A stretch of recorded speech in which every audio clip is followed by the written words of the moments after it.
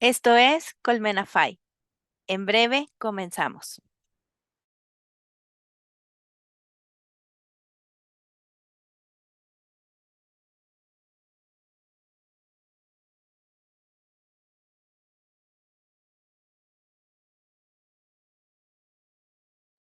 Listo.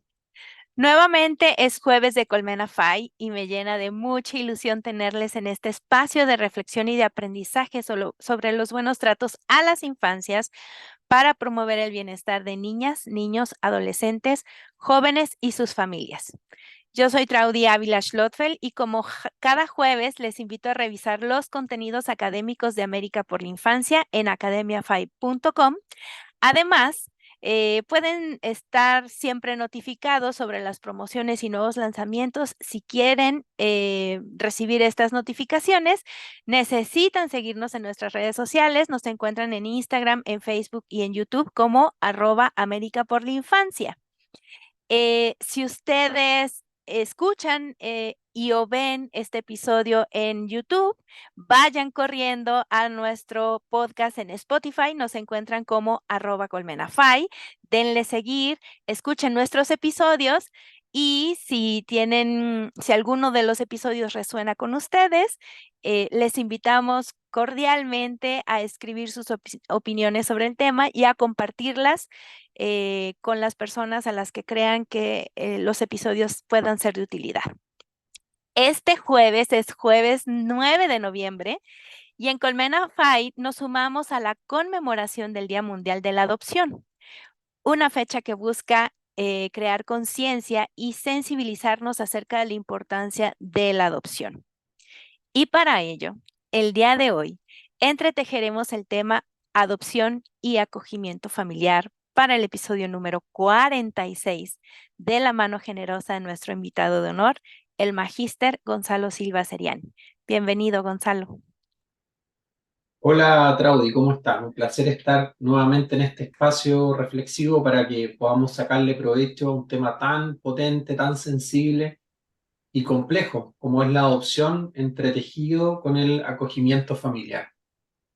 Exacto, destaco esta palabra, complejidad, en el proceso adoptivo, pero antes de entretejer esta conversación, efectivamente, esta es la tercera vez que Gonzalo Silva está en Colmenafy.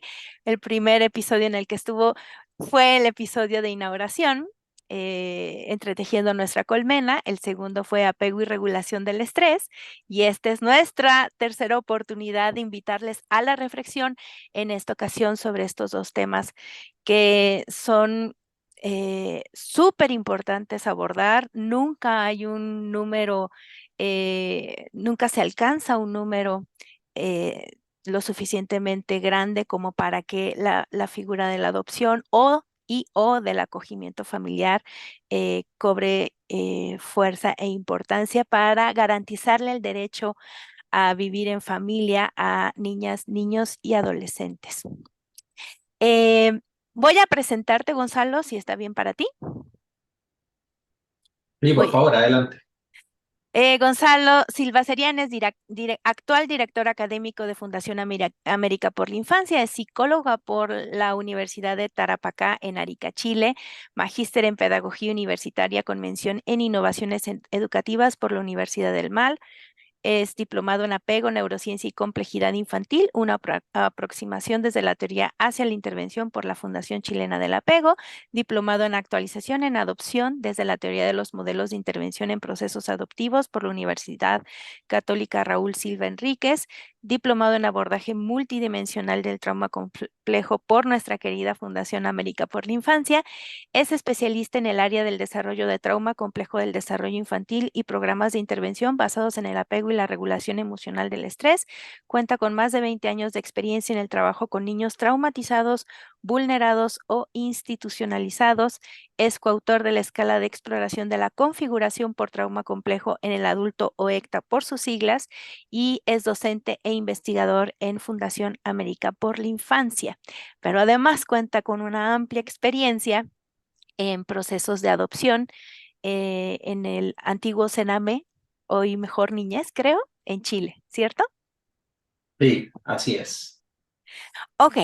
em, Me gustaría que empezáramos, si te parece bien, definiendo en qué consiste la adopción, sin dejar de lado la palabra que tú trajiste a colación al principio, que es la complejidad o la multicausalidad de la adopción, y trayendo a colación esta experiencia tan amplia que tú tienes en trauma complejo o en la multidimensionalidad del trauma complejo.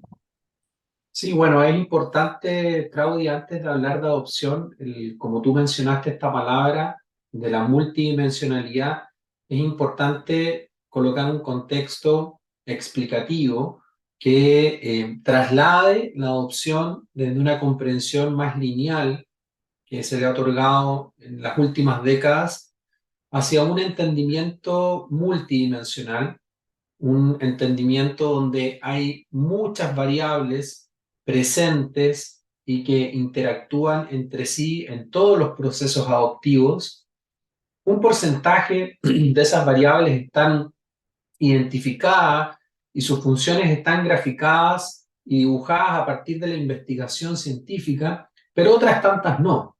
Y es muy deseable que ocurra así porque es coherente con la naturaleza de las interacciones entre personas, entre seres humanos, que tampoco podemos posicionar en una línea, ¿no? Cuando nos relacionamos con otras personas, con desconocidos, con gente que es cercana para nosotros, con gente que realmente es importante para nosotros, coexiste algunas pautas de relación que son bien simples, que son bien operativas, que son bien superficiales, como por ejemplo organizarse para cuidar a los hijos, para ir al supermercado, para hacer las labores de casa, que igualmente pueden tener un nivel de complejidad bastante alto en algunas dinámicas familiares. Y también tenemos niveles de coordinación que son mucho más complejos, como la crianza, como las relaciones de pareja, como las interacciones en la esfera laboral. Y ese tipo de interacciones ya no pueden sostenerse en esta explicación lineal donde uno más uno es dos, porque cuando se trata de relaciones entre seres humanos, uno más uno puede ser muchas cosas más. O sea, puede ser dos, puede ser un animal, puede ser un paisaje, puede ser una ecuación, puede ser una incógnita. Y la adopción no está ajena a esa multidimensionalidad que yo pienso que es una evolución que urge instalar en los diseños de políticas públicas en función a la infancia traumatizada en procesos de adopción, pero también como una forma de ver la vida. La adopción en las últimas décadas sigue sosteniéndose sobre estos, lo voy a decir muy respetuosamente, sobre estos cuentos mágicos, ¿no? Sobre estas historias de hadas, sobre este romanticismo y poesía que sí está adscrito a los procesos de adopción, pero que no lo es todo. No es suficiente pensar con que un niño que ha vivido años de dolor y de sufrimiento, solo por el hecho de ser adoptado, debiera haber reparadas todas sus heridas, debiera ser y convertirse en un niño o en una niña feliz, porque ya cuenta con sus padres. Y esa es la complejidad. Eso es un proceso muy lento, ¿no? Esto es grano a grano, muy complejo de llevar adelante, con días buenos, con días equilibrados, con días muy malos, con días muy terroríficos, donde las familias que han adoptado y que están en el primer semestre de adaptación post-adoptiva pueden informar episodios de crisis, episodios de desregulaciones, crisis conductuales, emocionales, de alta gravedad, para las cuales yo te diría que ningún padre, madre o cuidador está preparado. Por eso también lo tocaremos en su momento, la importancia de la formación en la adopción. Dado ese contexto, entonces, la adopción es una alternativa, es una familia alternativa que le puede brindar los cuidados y la protección a un niño o una niña que, habiendo vivido adversidad temprana, vulneraciones de derechos y también una trayectoria de trauma y o institucionalización, no ha visto satisfechas esas necesidades de protección en su familia de origen. Entonces, como la familia de origen, y en la mayoría de las legislaciones en Latinoamérica, esto incluye padre, madre, tíos y abuelos de ambas líneas, no pueden otorgar estos cuidados y esta protección, la familia adoptiva surge entonces como una alternativa supletoria al ejercicio de la parentalidad biológica. Es decir, como la última alternativa, una vez que a través de procesos jurídicos se ha demostrado que la familia biológica no cuenta con esas condiciones mínimas para el sostén de la crianza, de la seguridad y la organización de la experiencia de los niños. Y digo mínimas porque también la parentalidad se ha puesto en esta linealidad. Entonces hablamos de buenos padres, de malos padres, de madres que aciertan, madres que se equivocan. Y eso tampoco es tan lineal. La parentalidad, la crianza, las competencias parentales tienen matices. Esto no es cuestión de negro y blanco, tienen una transgresión de colores más oscuros, más opacos, pero también otros que son más cálidos, ¿no? Que emiten sentimientos positivos y todas las mezclas posibles. Aquí hay que recordar un poco como cuando uno era niño y pintaba con pinturas un cuadro, o con témperas un cuadro, entonces habían partes de ese cuadro que tú podías distinguir claramente el color rojo y el amarillo, pero habían otras donde se habían mezclado todos los colores, y esa tonalidad es parte también de la parentalidad. No podemos calificar la adopción y la crianza adoptiva en esta línea dicotómica entre lo claro y lo oscuro, entre lo bueno y lo malo, ¿no? Entre el yin y el yang. Tiene una zona intermedia que es donde además la mayoría de los cuidadores, padres y madres se mueven, ¿no? Uno generalmente está en una línea intermedia donde trata de criar con lo que tiene y como puede, y algunos días está por sobre esa línea intermedia, se siente un buen padre, una buena madre, salió todo bien, fue una semana tranquila, pero otros días está muy por debajo, siente que está todo mal, que nada le resulta, y esta dinámica es recurrente, ¿no? Se transforma como en una espiral y forma parte de la vida del ser humano, ¿no? Nos han hecho creer culturalmente que vivir es ir en una dirección para encontrar, como la isla perdida, ¿no? Como para encontrar este territorio donde todo va a estar bien, donde em, todo te va a resultar, donde vas a ser un buen padre, donde vas a ser una buena madre, donde vas a ser una familia feliz.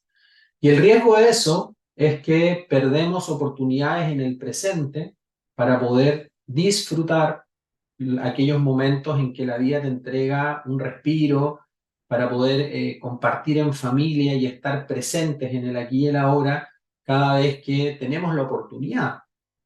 Y eso implica entonces también aceptar de que no está esta tierra deseada, utópica, ideal al final del camino, sino que estamos viviendo en esta tierra que tiene dulce a gras, días con sol, días con nubes, y es importante entender la adopción y de pasada también la crianza de hijos biológicos y de pasada también las relaciones humanas y las relaciones de pareja con un matiz que rescate esta complejidad, ¿no? Que nos haga entender que esta trayectoria más de ir y venir, este vaivén de días buenos y días malos, forma parte de la tierra prometida.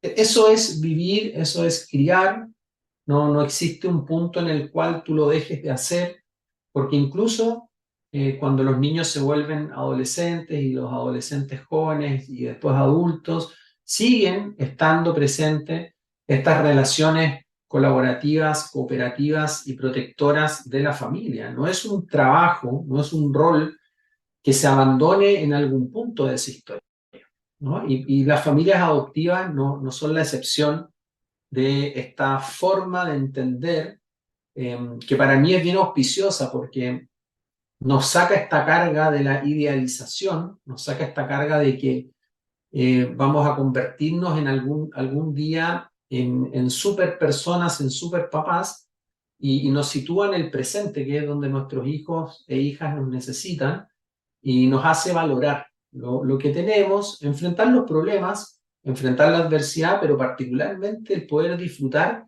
aquellos momentos en los cuales hay un respiro, ¿no? Se pone calma, después de la tormenta viene la calma, y aprovechar ese espacio para descansar, valorizarse, convivir, compartir, ser felices, ¿no? Medianamente felices, como digo, medianamente felices. Uno trata de ser feliz con lo que tiene cuando puede, ojalá que sea varias veces, pero es un fenómeno que ocurre en la experiencia inmediata, ¿no? Que no está situado kilómetros más allá, que no llega en el punto de una edad cronológica en particular. Y para las familias adoptivas es muy importante verlo así, porque esto de poder aterrizar este paradigma tan romántico, tan poético, que insisto, está súper presente en estos procesos, pero no lo es todo, va generando expectativas muy altas. Entonces, cuando las familias se sienten sobrepasadas, no piden ayuda, porque sienten que no debería estar ocurriendo esto, se supone que esto es todos felices, todos amándonos, pero tengo a mi hijo que me está pegando, que está rompiendo los muebles de la casa, que no quiere comer o que come sin control, y empiezan un proceso como de sostenimiento del estrés, y al final esas cargas de estrés sobrepasan con creces las herramientas que tiene la familia para combatirlo, y es ahí cuando piden ayuda, pero muchas veces esa ayuda está muy a destiempo. Eso te podría dar así como un panorama bien macro, y que pueda rescatar esta complejidad y esta multidimensionalidad de la adopción. Nos dijiste un dato, las familias adoptivas más o menos en el primer semestre post-adopción hacen referencia a una crisis, esto que acabas de decir, que hay eventos de interacciones difíciles, ¿no? Y aquí me gustaría hacerte o que nos invites a reflexionar sobre esta pregunta. ¿Necesariamente un proceso de adopción, cuando hablamos de un proceso de adopción, hablamos de una experiencia traumática previa? Es decir, ¿adopción y trauma van emparejados? Siempre van emparejados, y parte también de la base de poder replantearnos la existencia. El trauma se ha considerado siempre como un fenómeno que es solo de población en riesgo, de población con niveles socioeconómicos bajos, de familias multiestresadas, de familias multiproblemáticas, que tienen problemas para poder trabajar, que tienen problemas con la legalidad, tienen comportamiento delictivo. Pero en realidad eso ha sido como la excusa de la humanidad de poder alejarnos de quienes no, compartiendo esos espacios de riesgo, igualmente han vivido experiencias traumáticas a lo largo de su infancia. Entonces el trauma forma parte, así como esto de que no llegamos a una tierra prometida, sino que la tierra prometida está bajo nuestros pies y tenemos que aprovechar los espacios que nos brinda la vida para poder ser felices. En el trauma ocurre lo mismo. Nadie está libre, ¿no? Que esté libre, que tire la primera piedra, y vas a ver que nadie va a levantar la mano. Porque el trauma es parte también del desarrollo de las personas.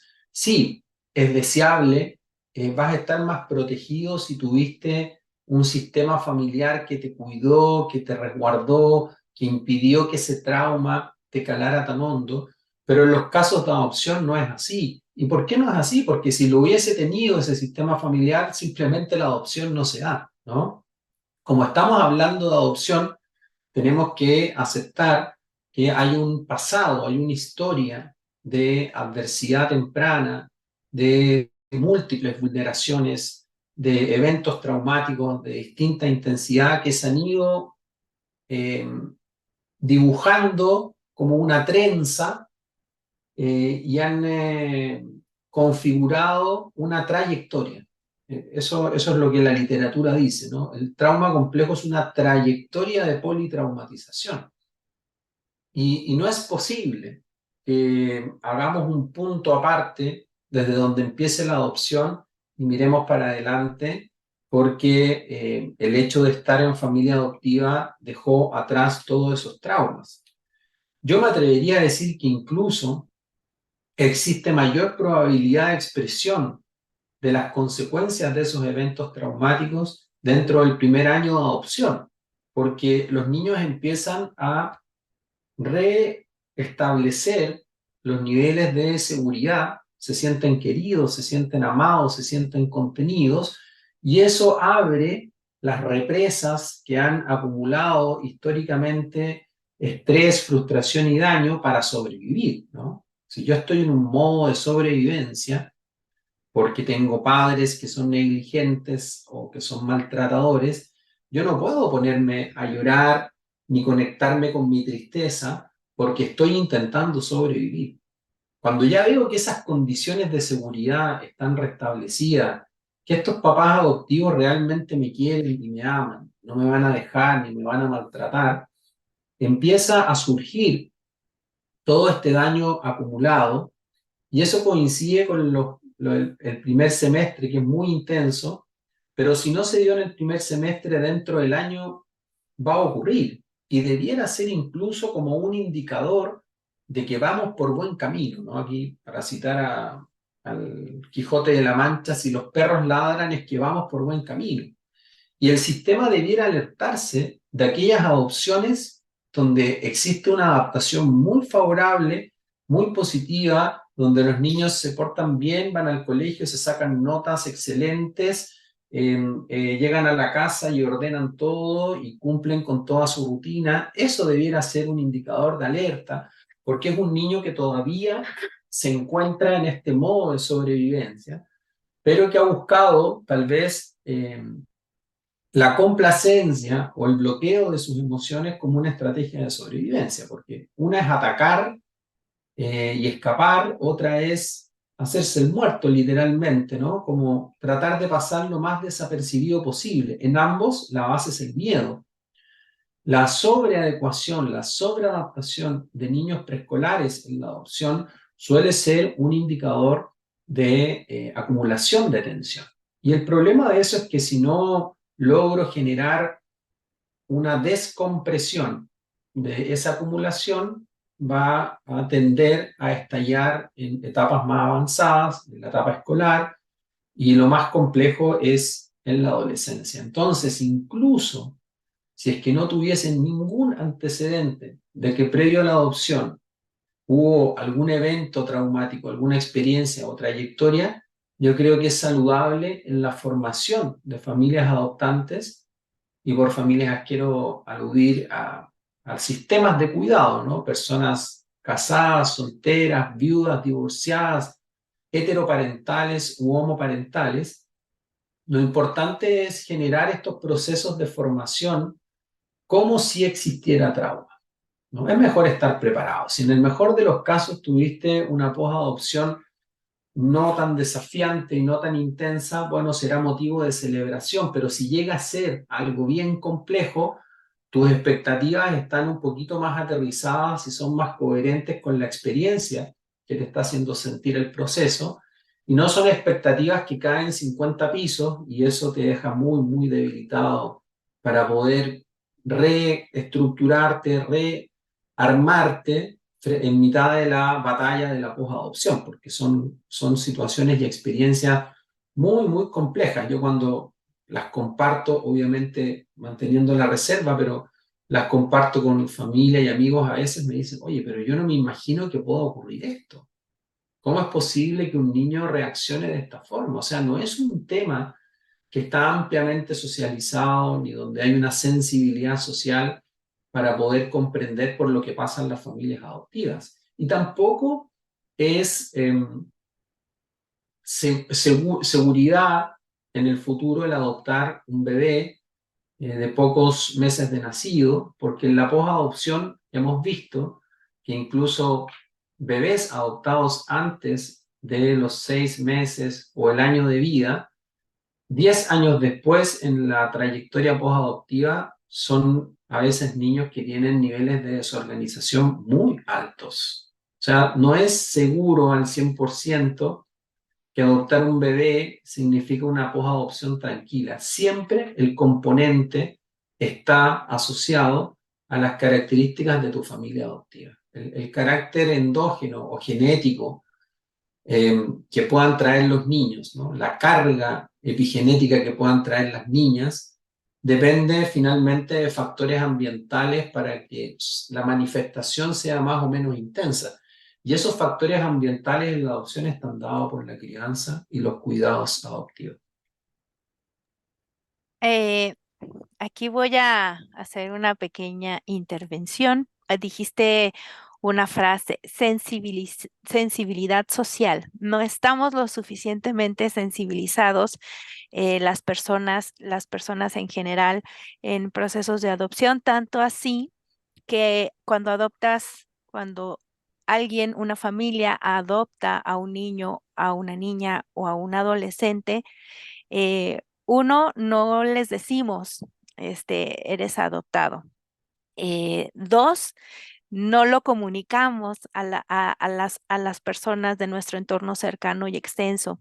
Y tres, cuando nos enteramos de que tal niño o tal niña es adoptada o adoptado, ahí va el bullying o el hostigamiento. Incluso si no eres adoptada en las familias, pues si eres diferente, ay, es que claro, es que es la hija adoptiva de la familia. O sea, hay un, hay un velo de mucha desinformación, de falta de sensibilidad social y de esta cultura de la violencia y de señalar al otro como diferente y por lo tanto algo no deseable, ¿cierto? Sí, tenemos una deuda muy, muy grande todavía, a pesar de que algunos temas estén instalados como en el lenguajear social, ¿no? Se habla de homosexualidad, se habla de adopción, se habla de equidad de género, pero pasar de la narrativa a generar interacciones respetuosas y sensibles es un tema totalmente diferente.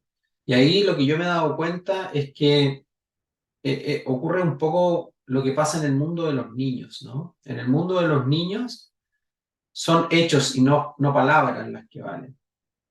Y en el mundo de los adultos debiéramos aprender un poco ese lema, porque uno es testigo de las cientos de narrativas respetuosas y sensibles que hay hoy en el mundo para poder integrar esta diversidad, pero cuando te vas al nivel de los hechos, de las conductas, del respeto en el vínculo del otro, que debiera incluir todos los vínculos que no vulneren a los demás, incluso pensar diferente frente a la diversidad, debiera también ser una opción respetable, eh, te das cuenta que tenemos una deuda muy importante. O sea, yo me pregunto, por ejemplo, ¿cuándo empezamos a celebrar el Día de la Mamá o del Papá adoptivo?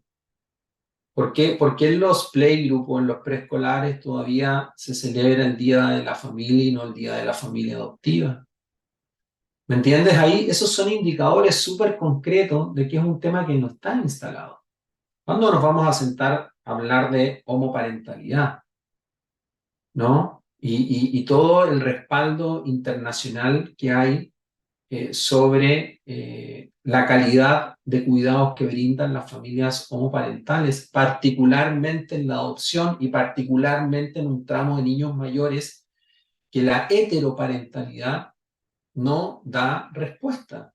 Niños de 6, 7, 8 o más años están siendo adoptados por personas solteras con convivencia homoparental o con personas que eh, han elegido esa opción para expresar su sexualidad.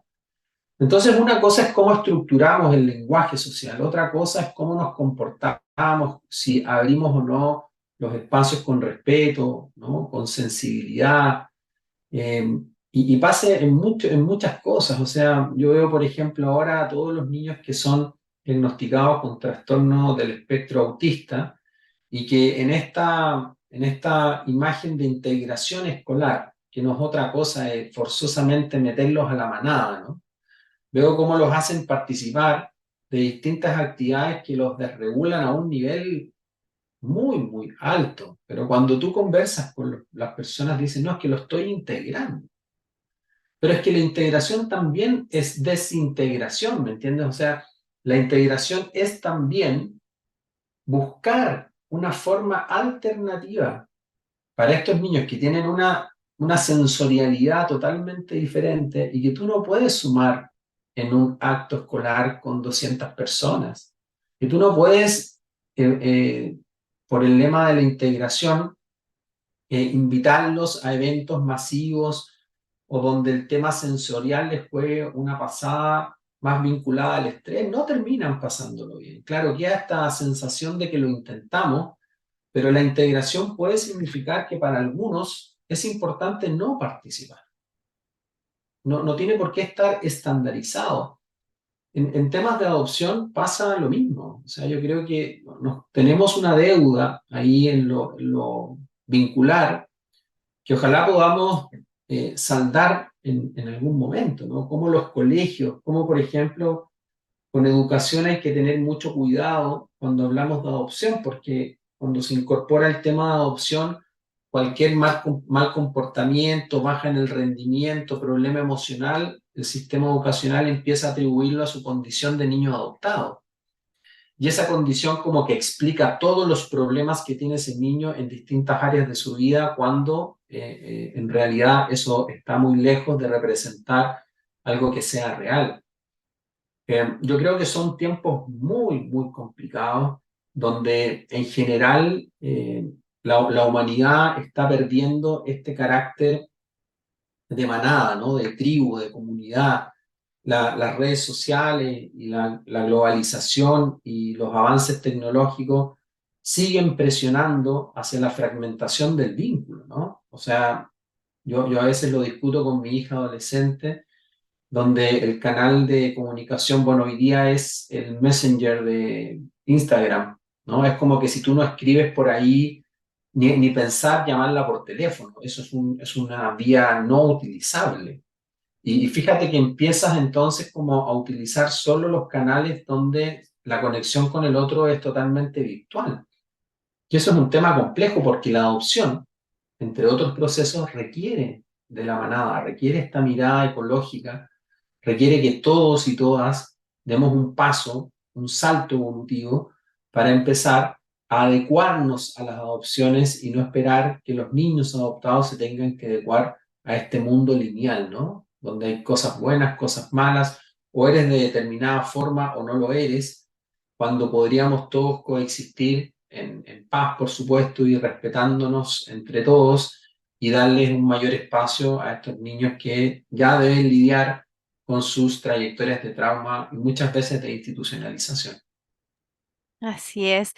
Yo destacaría entonces aquí la importancia de recordar que estas familias de adopción forman parte del concepto de diversidad parental o de diversidad familiar, son otra forma de vivir y de entender la vida familiar, ¿no? Tan válida como puede ser esta familia, entre comillas, tradicional, ¿no? Y recojo, dijiste en tu última intervención, al menos 4 veces, el concepto vínculo o vincular. Y entonces a mí me gustaría hacer esta conexión entre la familia adoptiva como fuente de recuperación de la adversidad a través de los vínculos. ¿Cómo sería eso? Mira, es muy interesante esto de la reparación vincular porque lo que estamos viendo en términos de investigación y de literatura especializada es que cada vez más se están destinando esfuerzos en potenciar los vínculos como un canal de superación de la adversidad, como un canal de activación de la resiliencia, incluso por sobre la intervención psicológica especializada. Y eso va a generar más adelante un terremoto bien, bien importante. Es decir, no es ni siquiera una familia adoptiva la encargada de recuperar la adversidad. El desafío es ver cómo enfrentamos la adversidad, enfrentamos estas trayectorias de trauma. Primero, lo más tempranamente posible. Y segundo, con familias. Y aquí entran las familias de acogida, ¿no? Las familias acogedoras. Porque lo que genera finalmente la real protección, atendida a toda la literatura que hay en materias del daño ocasionado por la institucionalización prolongada, es poder brindarte un espacio vincular que sea seguro, respetuoso, sensible, organizado, continuo, estable, predecible, mentalizador, regulador, la lista es larguísima, pero finalmente, ¿qué es? Una familia, es una manada, es una tribu, es una comunidad, porque el ser humano está diseñado en su estructura genética, ¿no? Desde las células hasta los vínculos, para relacionarse con otros seres humanos. Entonces, el real camino de una intervención preventiva, protectora, es una familia, es un sistema familiar. Ideal sería además que ese sistema familiar fuese la primera opción en una adopción. Hasta el minuto se hace esta separación entre familias de acogidas transitorias y familias de adoptivas definitivas. Pero esa distinción tiene sentido en el mundo narrativo de los adultos. ¿Y por qué digo en el mundo narrativo? Porque ni siquiera en nuestra experiencia tiene sentido. ¿Cuántas veces nos hemos dicho a nosotros mismos, no me voy a enamorar, solo la voy a amar hasta el punto 7 de 10? Y cuando tú estás declarando narrativamente eso, ya estás súper enamorado. O sea, los vínculos no responden a este ordenamiento conceptual. La experiencia del ser humano y de los adultos, en este caso particular, no va de la mano con cómo yo me proponga un lenguaje específico para describirla. No se comporta de esa manera. Uno simplemente está hecho para vincularse y los demás también. Entonces lo que nace en vínculo más vínculo es más vínculo, ¿no? Un espacio intersubjetivo. Y los niños, las niñas, no están fuera de esta lógica y este ordenamiento natural de la especie. Entonces un niño que llega a una familia de acogida no puede medir su cariño y su afecto, ni tampoco sus padres acogedores o sus cuidadores acogedores, tampoco pueden limitar la expresión de sus vínculos. Lo que ocurre es que narrativamente hacemos la distinción de la transitoriedad, mientras lo que está ocurriendo a nivel de la experiencia es que se están vinculando unos y a otros. ¿Cuál es el riesgo de esto? De que las familias de acogida transitorias, cuando llevan 1, 2, 3 o más años cuidando a estos niños y aparece la posibilidad de una adopción, tienen que generar tremendas rupturas vinculares, tremendos duelos, ¿no? Son verdaderas pérdidas para los niños por los argumentos expuestos, porque lo mejor que le podría pasar a ellos, encontrándose en una familia evaluada favorablemente, positivamente, por cierto, es que pudiesen continuar con esa vinculación, pudiesen quedarse en estas familias. Y afortunadamente en Latinoamérica hay experiencias en esta línea, pero son excepcionales, son situaciones especiales, no hay una estructura jurídica que la respalde y que abra esa posibilidad. Yo no digo acá que todas las familias de acogida quieran adoptar. En mi experiencia laboral yo conocí muchas familias que con mucho amor entregaban esta transitoriedad. El tema es cómo nos abrimos a la posibilidad de que cuando ocurra esté lo suficientemente normado y diseñado en términos de proceso técnico para poder abordarlo. Yo soy más amigo de reconocer que algo pasa e intentar abordarlo y apoyarlo, sistematizarlo, en vez de suponer que si yo no hablo de eso, o que si le digo a la familia de acogida, usted firmó un contrato de transitoriedad, entonces yo me quedo tranquilo porque el contrato está firmado, es que ese proceso no va a ocurrir. Y ahí está de nuevo el modelo multidimensional y este modelo de complejidad, ¿no? Suponer que eso no va a ocurrir solo porque una familia transitoria firmó y estuvo de acuerdo con la transitoriedad, ergo no se van a vincular, es lo mismo, ¿no? Que suponer que cuando tú dices, no, mira, me voy a enamorar 8 de 10, eso va a ocurrir así. O sea, tenemos que evolucionar a modelos que sean más representativos de lo que realmente pasa en la vida de las personas. Me acuerdo mucho cuántas adopciones se truncaban desde el Poder Judicial porque, por ejemplo, grupos de hermanos no se iban adoptados juntos como una condición a priori para poder fallar favorablemente ese proceso. Pero háganse una pregunta muy, muy simple. ¿Cuántos de ustedes viven actualmente con sus hermanos? Yo hice una encuesta en mis últimos cursos y cerca del 95% de los alumnos, de los estudiantes, no viven con sus hermanos. O sea, es un panorama altamente probable. Entonces, ¿por qué no? Si eso abre más posibilidades a los niños mayores, a los niños que tienen perfiles complejos o que tienen una trayectoria de sufrimiento que ha calado hondo en su estructura psicológica. ¿Por qué les abre puertas? Porque es distinto para una familia adoptiva tener que criar un niño con una alta complejidad a tener que criar 2 o 3 niños de alta complejidad. El que piense que el vínculo fraterno va a rescatar a esa familia de la complejidad no está entendiendo nada de esto, ¿me entiendes? O sea, criar es difícil. Criar a niños con trayectorias de institucionalización, adversidad y trauma es tremendamente difícil. Criar a niños con trayectorias de institucionalización y trauma, tipo grupo de hermanos de 2 o más, o sea, no tiene clasificación en su nivel de dificultad. Y eso implica abrir los ojos y aceptar que hay procesos que son muy complejos y que no pueden seguir siendo explicados desde los cuentos de hadas, desde la poesía, desde el romanticismo, porque eso es una manera muy irresponsable de eh, comprometer a las familias adoptivas a un porvenir que va a tener un nivel de complicación bajo medio.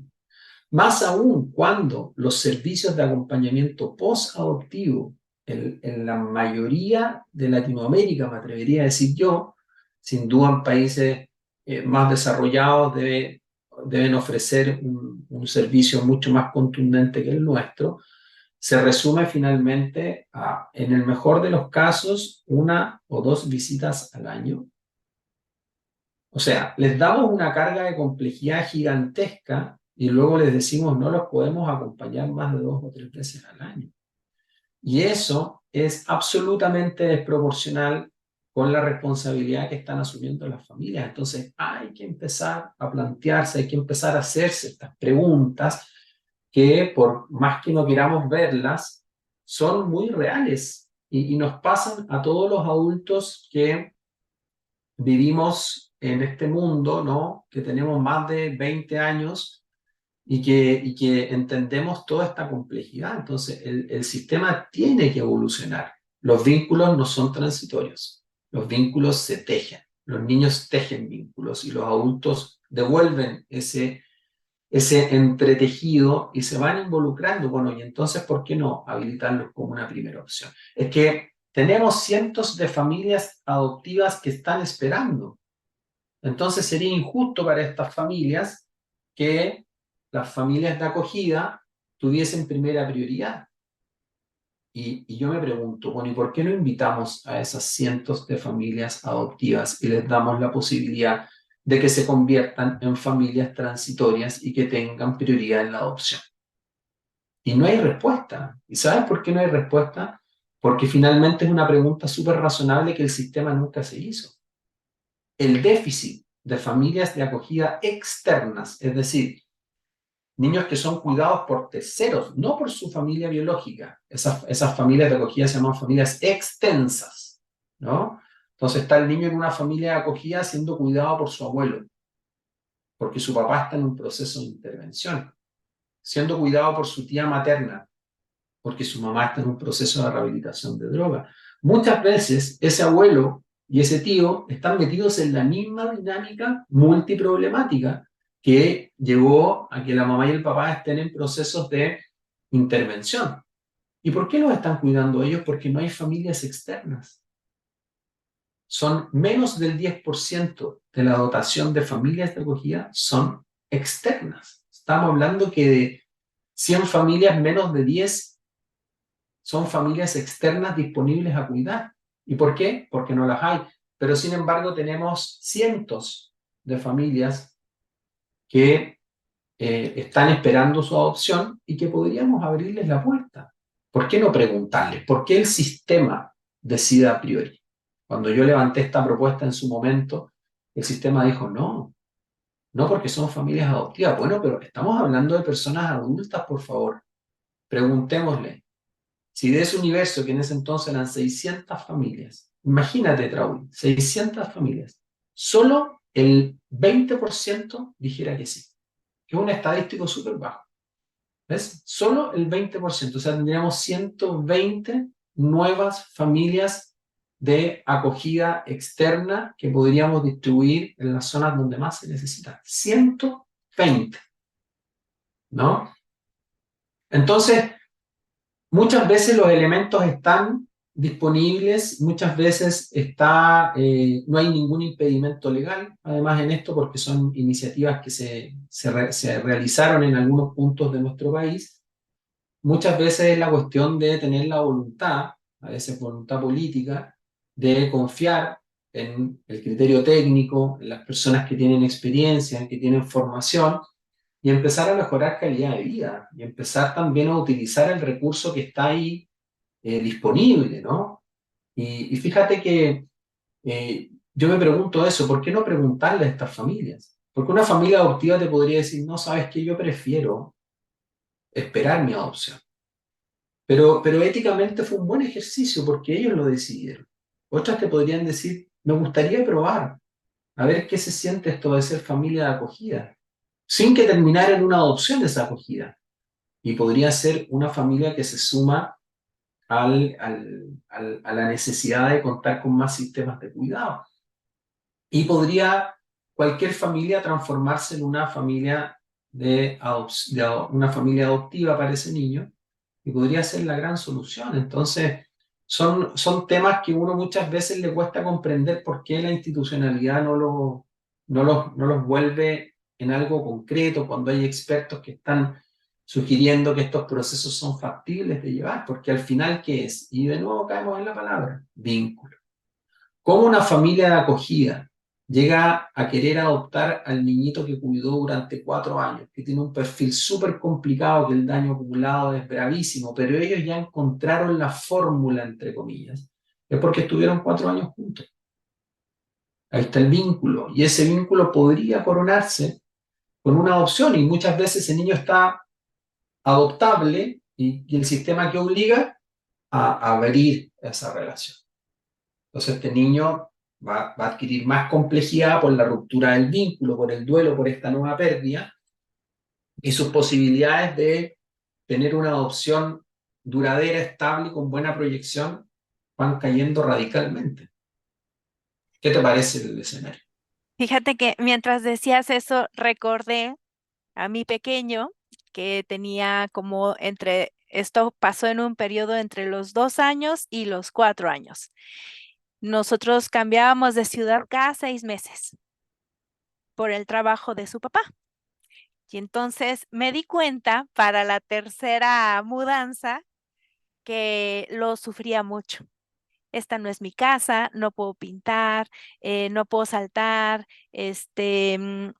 no tengo amigos, no, muchas cosas pasaban cada 6 meses en esa reestructuración de este entorno y pienso en estos niños, niñas y adolescentes que se la pasan de familia de acogida en familia de acogida y nunca llegan a concretar este proceso adoptivo y son adolescentes adultos, más bien ahora adultos, y nunca tuvieron la oportunidad de este vínculo concreto, establecido, fuerte, con sus vaivenes, con sus crisis y sus aciertos, pero al final un vínculo que les permita reelaborar esa historia de la que vienen, en la que estuvieron y poder crear una nueva historia más resiliente sobre su vida, ¿cierto?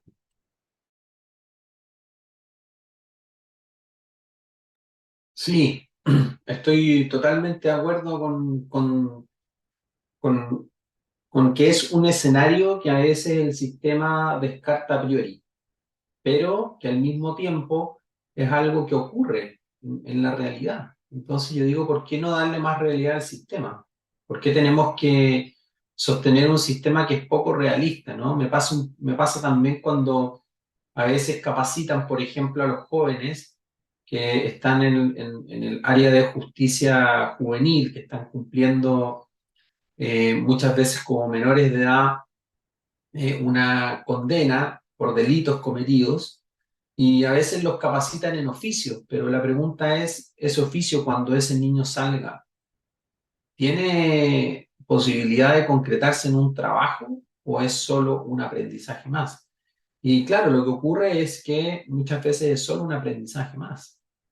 Entonces, le falta una cuota de realidad al sistema, falta aprovechar estas oportunidades porque la institucionalidad se va como volviendo no vidente, ¿no? Entonces pierde de vista que hay historias muy bonitas de rescate de niños que en la adopción literalmente no habían postulantes de ningún tipo y que sus familias de acogida fueron finalmente la salida. Algunos me van a decir, sí, pero en otras falló. Bueno, y en qué parte no fallan los vínculos? Y eso es otra evolución que hay que considerar. Cuando una adopción se cae, porque se llama ruptura vincular, o en palabras como más coloquiales, el fracaso adoptivo, lo que ocurre es que los niños vuelven, retornan al sistema de protección, son literalmente devueltos, que es un proceso muy, muy complejo, no solo para los niños, sino que también para las familias adoptivas que se vieron totalmente sobrepasadas con la complejidad. Y esos procesos se sancionan, se fiscalizan y se investigan de manera muy, muy acérrima de parte de la institucionalidad. Y yo me hago la siguiente pregunta. ¿Cuántos niños, como decías tú, pasan de una familia de acogida en otra familia de acogida? ¿Cinco, cuatro, seis, 10? ¿Cuántos niños pasan de una residencia a otra residencia? ¿O cuántos niños son egresados del sistema bajo los cuidados del padre, de la madre, del tío, del abuelo y tienen retornos una y otra vez? Y yo me pregunto, ¿no son rupturas vinculares? ¿No es exactamente lo mismo? Pero están como naturalizadas. Es como que si se dan en el sistema de protección, no constituyen un evento tan complejo, tan grave o que movilice tantos recursos como si se dan en una adopción. Y ahí está de nuevo este no grato favor que nos hace la narrativa. Y tú te preguntas por qué, porque así está escrito. Bueno, pero nómbrame una experiencia, ¿no? Entre el niño que va donde su tío y tiene que volver a la residencia o que tiene cuatro o cinco familias de acogida diferentes. Enumérame un sentimiento, una emoción de su experiencia que no sienta él, pero que sí sienta el niño que es devuelto al sistema proteccional porque tuvieron que fracturar el vínculo adoptivo. Y te vas a dar cuenta que los dos sienten miedo, los dos sienten abandono, los dos sienten rabia, los dos sienten tristeza. Sin embargo, en un sistema, eso es algo que es parte del proceso y en el otro sistema es algo que amerita que se active la Inquisición. Y eso de nuevo es posicionar el fenómeno en una línea de tiempo, ¿no? Una línea recta, no en estos enfoques multidimensionales donde si vamos a hablar de relaciones humanas, tenemos que hablar de fracaso, de rupturas, de incoherencias, de maltrato. no estoy con esto normalizando, estoy iluminando para que el sistema pueda prever su ocurrencia y así destinar recursos preventivos y reactivos y no actuar a última hora y de manera improvisada. Son muchos los saltos evolutivos, ¿no? que requiere el proceso y lo que puede resultar más frustrante al final del día es que no estamos hablando de más recursos. Estamos hablando de reestructuraciones, estamos hablando de formación, estamos hablando de capacitación.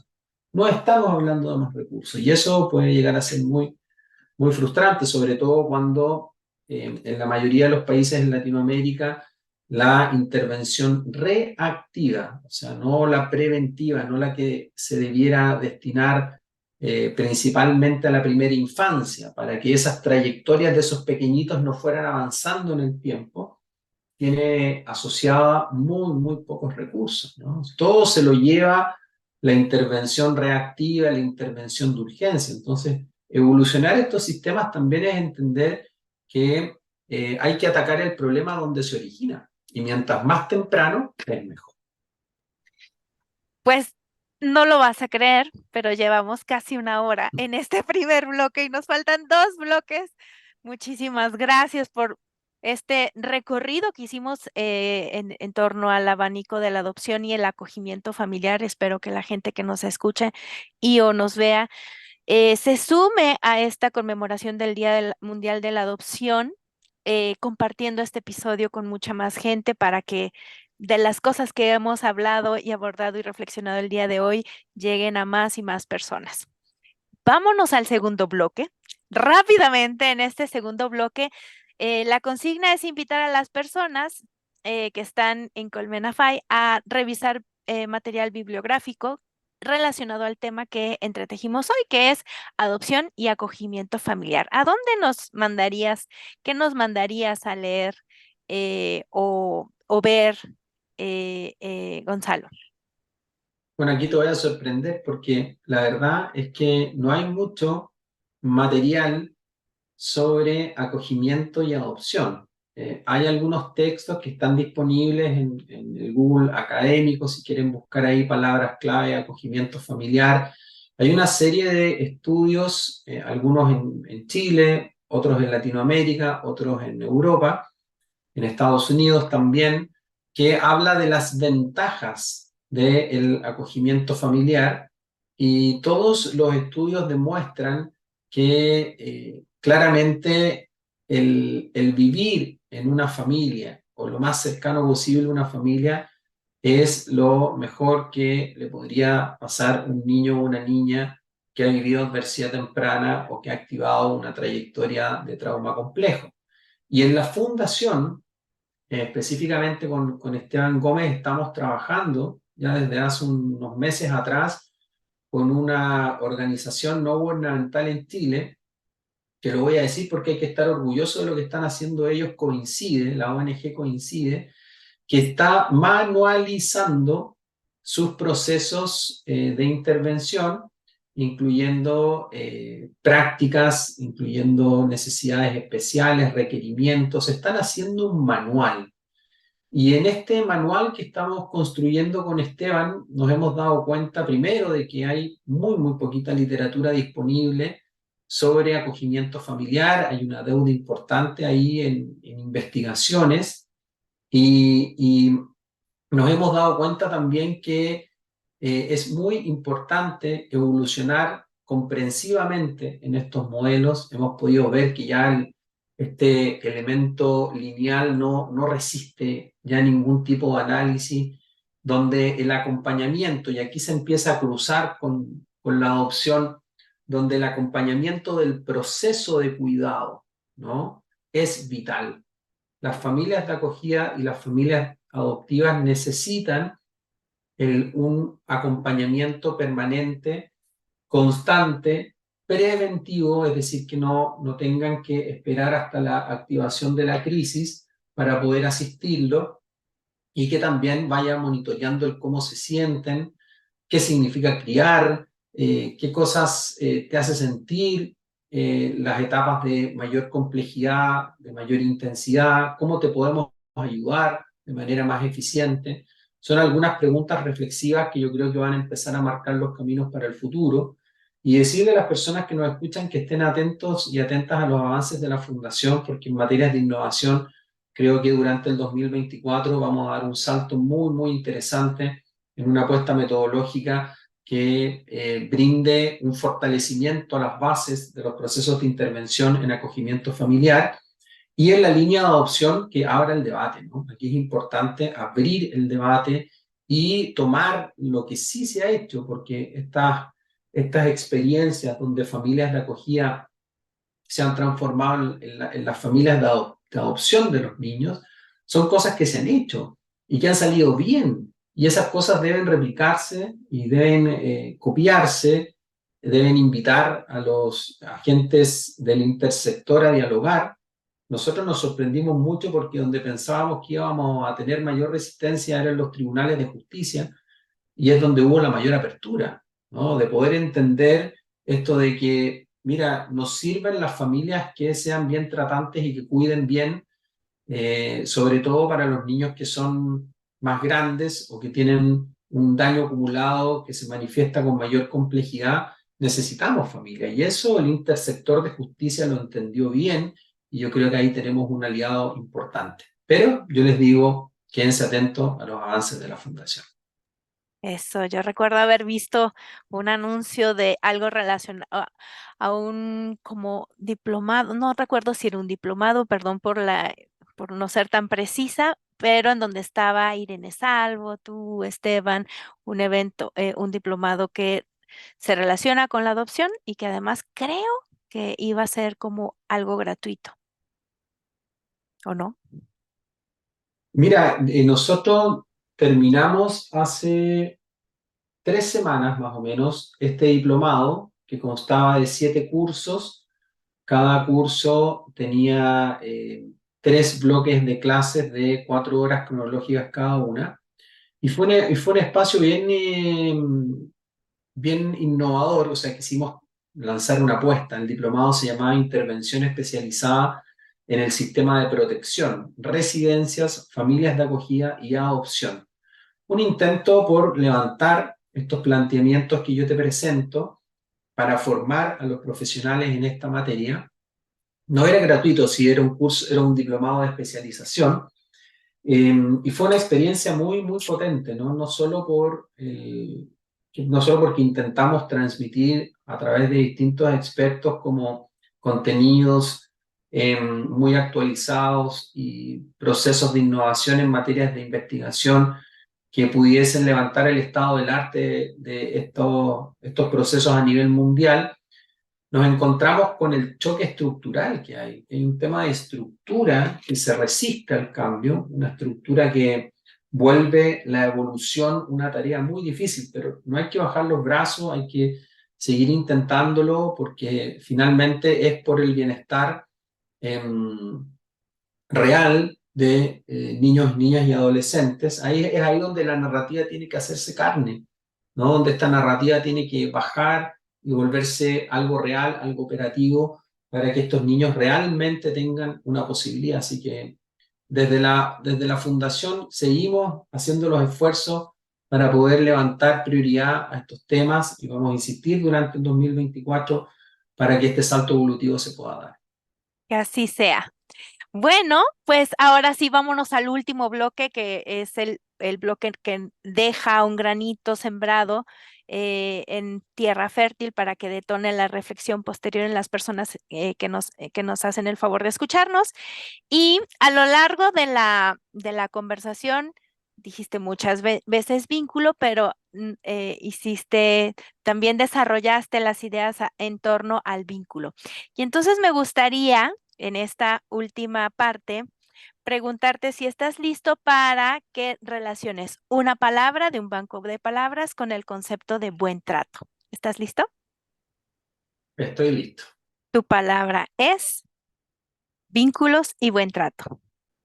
Bueno, se me viene a la cabeza la siguiente frase que la digo en muchos cursos y es el origen del sufrimiento el dolor y el trauma está en los vínculos.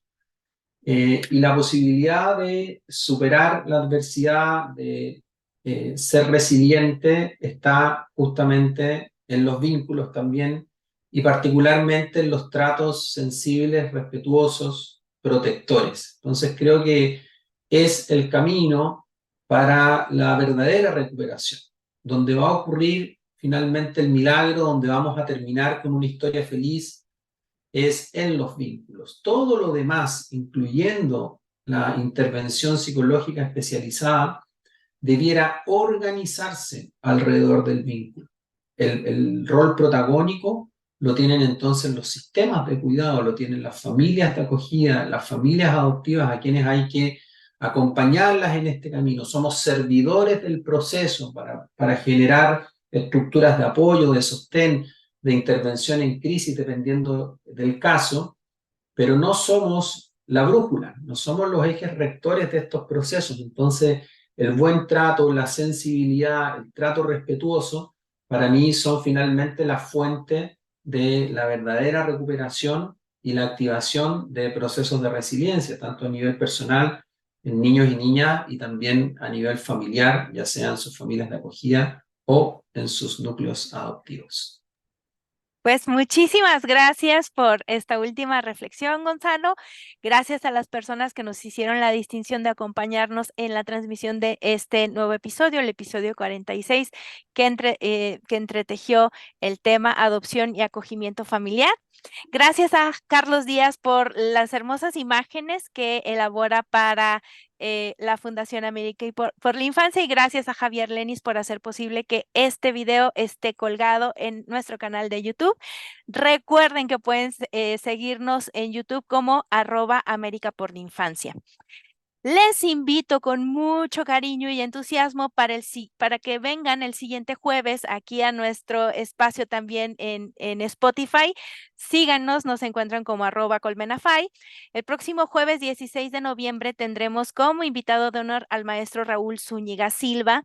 Con él vamos a entretejer el episodio número 47, que va a tratar sobre el Día Universal de la Infancia, que conmemora o tiene la intención de recordarnos la importancia de la Convención de los Derechos de los Niños y las Niñas. Así que les esperamos con mucha ilusión.